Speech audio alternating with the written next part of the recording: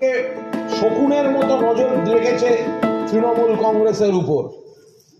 তৃণমূলকে ভাঙতে পারলে, তৃণমূলকে ক্ষতি করতে পারলে, তৃণমূলের দুর্বল করতে পারলে পশ্চিমবঙ্গ দখল করে নেওয়া যাবে।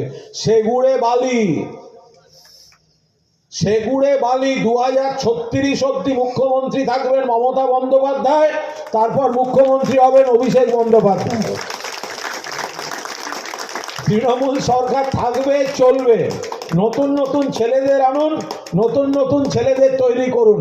আর সিপিএম বা বিজেপি যখন নতুন প্রজন্মকে ভুল বোঝাতে যাবে, ওদের বলবেন, ওদের বলে দেবেন যে ইংরেজি তুলে দিয়েছিল কে?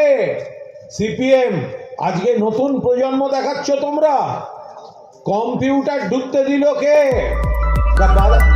বলেছিল কংগ্রেস, তখন তৃণমূল ছিল না, মমতাদি সাপোর্ট করেছিল।